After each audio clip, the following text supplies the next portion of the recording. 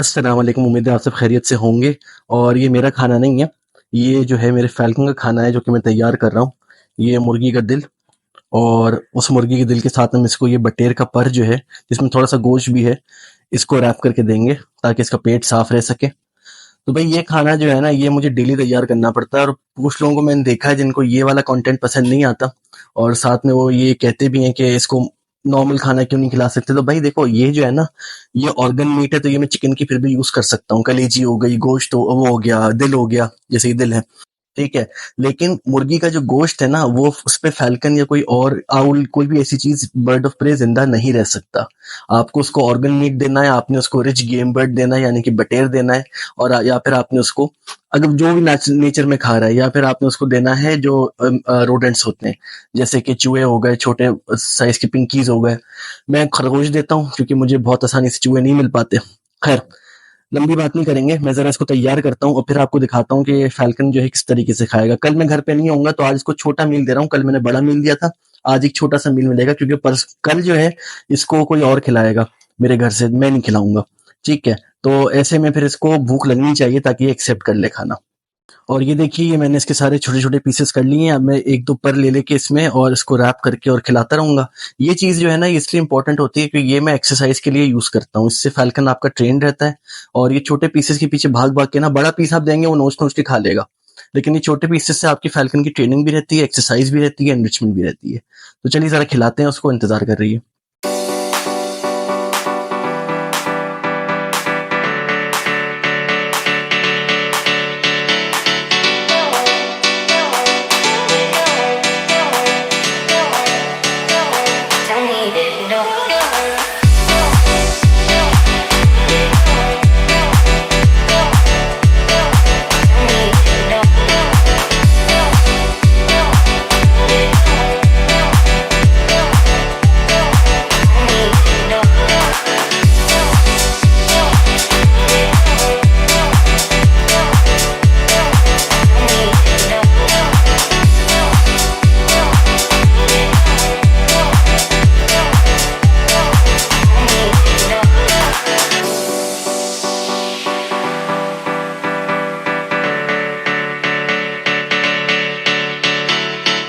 और शाम हो रही है भाई। फिश फार्म का मैंने अभी अभी जो है ना पानी चेंज करा है सारे बच्चों का। ये देखिए, सारा गंदा पानी इकट्ठा हुआ है।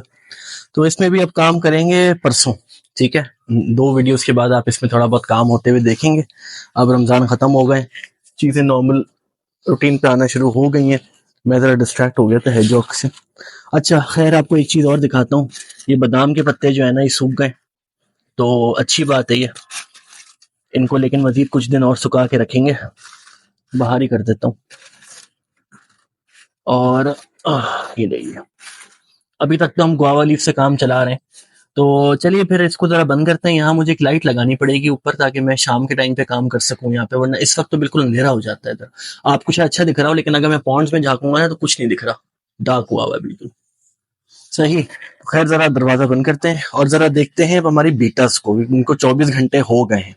और ये लीजिए, मैंने अपने बीटर्स की लाइट को स्विच ऑन कर दिया है। अच्छा, इसमें से तीनों मेल्स जो हमारे हैं, ये देखिए हमारा पर्पल मेल, माशाल्लाह क्या खूबसूरती है इस कलर की। और हाँ, थोड़ी रेड वॉशिंग है इसके अंदर, लेकिन मुझे मुझे पर्पल कलर बहुत पसंद है बीटा के अंदर।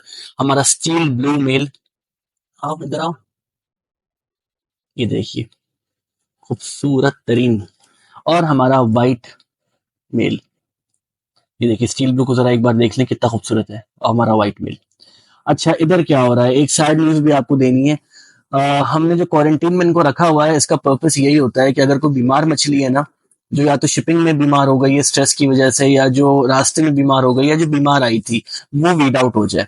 ठीक है, तो हमारी एक फीमेल जो है वो पास अवे कर गई है। उसकी वजह ये थी, हमारी ये डार्क फीमेल्स में से एक है। जो 2 डार्क फीमेल्स थी ना, उसमें से एक फीमेल है ये। मैंने दोपहर में देखा तो ये बहुत सही तरीके से घूम रही थी, आप लोगों को भी दिखाया था मैंने। लेकिन रात के टाइम पे मैंने देखा तो एक फीमेल एकदम से नीचे चली गई थी, दूसरी बिल्कुल सही थी, अभी भी सही है, लेकिन ये वाली बीमार हो गई थी। बाहर निकाला तो उसमें थोड़ा सा मुझे बीमारी की डेवलपमेंट लग रही थी, मैंने इसको अलग रखा। गुआवा लीफ दिया है मैंने यहाँ पे ताकि टैनिन्स मिले, एंटीबायोटिक दी है, सॉल्ट वाटर दिया है, सब करने की कोशिश करी। और रात को मुझे कहीं कहीं हो पाया था, लेकिन जो झटके होते हैं ना, देखिए। तो ये पहले से बीमार थी, तो क्वारंटीन का भाई यही पर्पस होता है। आप सोचिए, अगर मैं गलती करके ये फीमेल को उठा के अपनी बीटा सोरोरिटी के टैंक में डाल देता और ये बीमारी फैल जाती, तो क्या होता? सही। तो जब भी नई मछली लेके आए ना, जितनी भी हेल्दी है, ठीक है, लेकिन वो आई है पता नहीं कहाँ से, वो किस हालात में थी, क्या था, क्योंकि जाहिर सी बात है कि ये चीजों को मैनेज करना आसान नहीं होता। अब मैं यहाँ पे देख रहा हूँ, देखिए यहाँ पे तीन तीन मेल्स हैं, वहां पे एक दो तीन चार फीमेल्स हैं, और सोसाइटी में तीन फीमेल्स हैं, मैं ये देख रहा हूँ। शॉप पे वो लोग कोई 200 300 400 देख रहे होते हैं। सही है। तो आसान नहीं होता मैनेज करना इन चीजों को, और जो जहां जिन फार्म से ये आई हैं, वहां पे ऐसी हम देखिए, एक की खूबसूरत देख के हम पागल हो रहे हैं, ये वहां पे कोई पता नहीं कितनी होंगी, वहां पे तो हजारों की तादाद से होंगी। ठीक है, तो किस कौन सा जो है वो बीमार है, मैं पीस का वर्ड यूज नहीं करता इनके लिए, कौन कौन सा जो है फिश बीमार है, क्या है, आपको पता नहीं है। खैर, अब हमें इनकी फीडिंग करानी है, लेकिन फीड कराने से पहले आप जरा फीमेल्स को एक बार देख लीजिए। ठीक है भाई, ये आ गई है हमारी फीमेल्स, और फीमेल्स में से एक ये है, जिसमें से वो दूसरी बीमार वाली निकली थी। तो इसका ना मैंने पानी 25% आज ही चेंज कर दिया है। ठीक है, क्योंकि हो सकता है ये भी वही बीमारी लेके बैठी हो, और अल्लाह का शुक्र है कि ये दोनों दो थी सिर्फ यहाँ पे, तो उसमें से ये अगर होगी तो एक बीमार होगी, लेकिन ये सेल्फ क्वारंटीन हो गई है खुद ही। वो वाली चली गई तो ये खुद ही अपने आप में क्वारंटीन हो गई। यहाँ जो हमारे तीनों फीमेल्स हैं, उसमें से भी इनकी दोस्ती आपस में अच्छी खासी हो चुकी है। ये देखिए, पहली ये बैठी है, सही है, दूसरी ये बैठी है, और तीसरी जो है इस पत्ते के अंदर बैठी हुई है। तो इनकी भी दोस्ती हो गई। हालांकि मुझे यहाँ मसले लग रहे थे कि शायद यहाँ पे स्ट्रेस की वजह से कोई एक्सपायर हो जाए, लेकिन यहाँ पे हो गए क्योंकि वो फिश बीमार निकली है। ठीक है, क्वारंटीन का भाई मैं आपको फिर बता रहा हूँ, क्वारंटीन इसलिए इंपॉर्टेंट होता है, वरना यही मछलियां कहीं ना कहीं जाके ना और इतना बड़ा मसला कर दें कि आपके पूरे पूरे टैंक्स खाली हो जाए। सही। अब चला जरा चलते हैं, मैं आपको दिखाता हूँ कि मैं इनको खिलाऊंगा क्या। तो भाई ये है हमारा मीलवर्म फार्म, ठीक है, और मीलवर्म फार्म के अंदर जो मीलवर्म का साइज है ना, वो ये है, देख रहे हैं आप। और ये जिस दिन बीटा ने खा लिया ना, तो वो बीटा से मुझे ही मिलवाना, क्योंकि वो कोई वेल मछली होगी, वेल वेल बीटा होगी वो। खैर, हम ये नहीं दे रहे इसको, हम जरा देंगे इनको ये टब में से कुछ चीजें। अच्छा, ये जो है ये बीटल्स हैं इनके। सही। और बीटल्स भी नहीं दे सकते हम इनको, तो मैं क्या बातें कर रहा हूँ, जरा आपको बताता हूँ। जरा बीटल्स की तादाद देखिए पहले तो आप। ये देखिए यहाँ पे ना बच्चे पैदा होना शुरू हो गए हैं, और इनके अंदर काइटिन, जो इनके ऊपर की शेल लेयर होती है, जो स्किन होती है, वो भी कम होती है, गोश्त भी ज्यादा होता है, फैट और प्रोटीन भी अच्छा खासा होता है। तो ये छोटे छोटे वर्म्स हम निकाल के ना, मुश्किल होगी, लेकिन भाई मुश्किल का काम अगर नहीं होता, सब कर रहे होते हैं। तो इन छोटे छोटे वर्म्स को निकाल के हम बीटा को एक एक वर्म खिलाएंगे, कोशिश करेंगे सब एक एक वर्म खा लें। आज मुझे बहुत ज्यादा नहीं खिलाना, एक वर्म काफी होगा। तो जरा मैं निकालता हूँ, ये अलग ऑफ स्क्रीन करूंगा, वरना ये कोई 50 मिनट की वीडियो हो जाएगी, और फिर इनको खिलाते हैं। तो यार मैंने ये अकेले कह रहा हूँ, आइसोलेट कर लिए हैं ये सारे वर्म्स छोटे छोटे से, और अब जरा इनमें से एक को निकालते हैं, और जरा इसको, ये तो बहुत बड़ा है, ये तो बहुत ही बड़ा है, ये अच्छा साइज है, ये अच्छा साइज है, इसको लेके चलते हैं और जरा खिलाते हैं हमारे पहले बीटा के मेल को। तो चलो भाई, ये हमारा बीटा तैयार है, और वर्म भी तैयार है, और जरा ये वर्म को डालते हैं अब पानी के अंदर, और देखते हैं कि बीटा इस पे क्या रिस्पॉन्स देता है। Okay okay, we have movement. Okay, good. खाओ खाओ खाओ।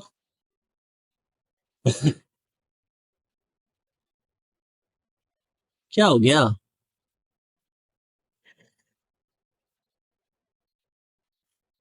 Yes yes yes yes yes, good job. बिल्कुल पफर फिश के अंदाज में चबा चबा के, और ये काफी है खाना इसके लिए। ठीक है, देखिए इसका पेट जो है ना, इसकी आंखों के बराबर है, दोनों आईज को इकट्ठा कर लीजिए, पेट इतना बड़ा है। तो ये वर्म इसके लिए आज के लिए काफी था। और अब हमारे स्टील ब्लू बेबी का टाइम। चलो भाई, इसको यहाँ डाल देते हैं। ये गया हमारा वर्म, और ये आ गया हमारा बीटा, और ये एंगल में अच्छी तरह दिख रहा है। चलो, आ जाओ भाई, आ जाओ भाई, चलो।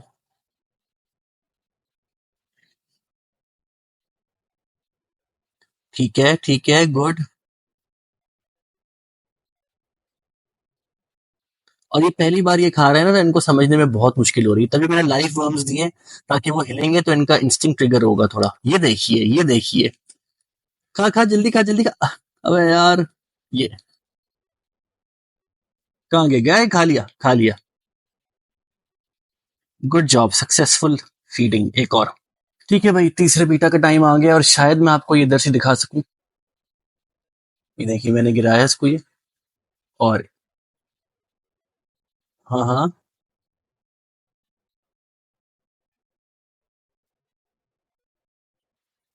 उसने थूक दिया वापस।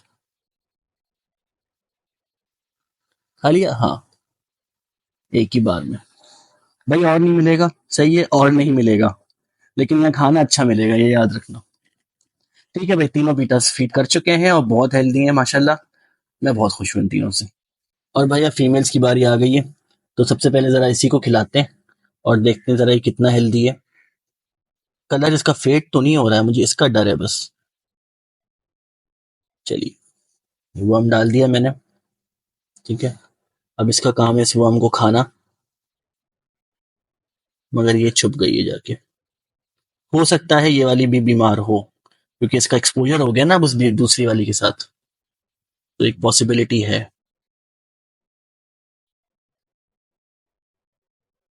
आ जाओ, आ जाओ, आ जाओ। गुड। ठीक है, ठीक है। Very good, very good. एक ही बार में स्पेगेटी की तरह अंदर खींच लेती हैं। और यहाँ क्या करूं भाई, यहाँ तो सब गायब हो गए। ये बैठी हैं, चलो खिलाते हैं इधर ही।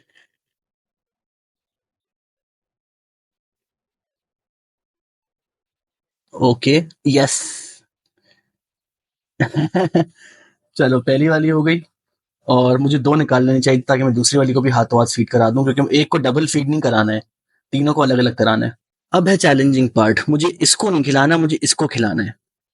तो ये मैंने वर्म यहाँ पे डाल दिया है, और इसकी तरफ करूंगा। नहीं, मेरे हाथ पे आ गया।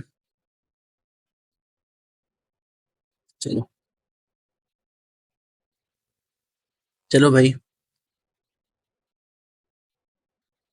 अब सारा काम जो है ना, वो वर्म के हिलने के ऊपर है।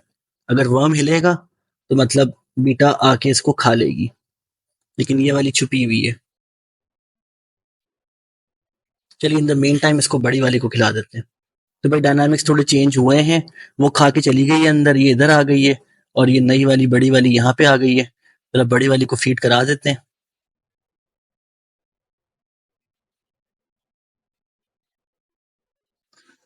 बड़ी वाली आ गई है, ये वाली। आई थिंक ये अल्फा है।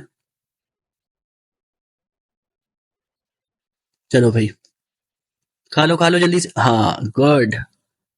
तीनों ने खा लिया है भाई, ठीक है, तीनों ने खा लिया है।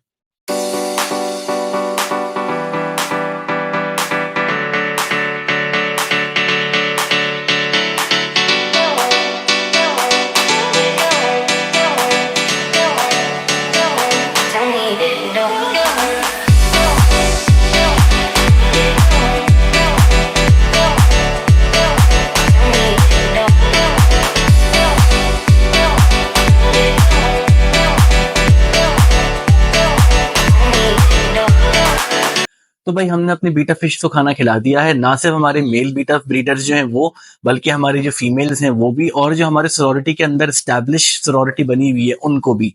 आज हमने मीलवर्म्स खिलाए हैं, और देखते हैं क्या असर होता है। मीलवर्म्स में अपनी पफर फिश को खिलाता रहता हूँ, ठीक है।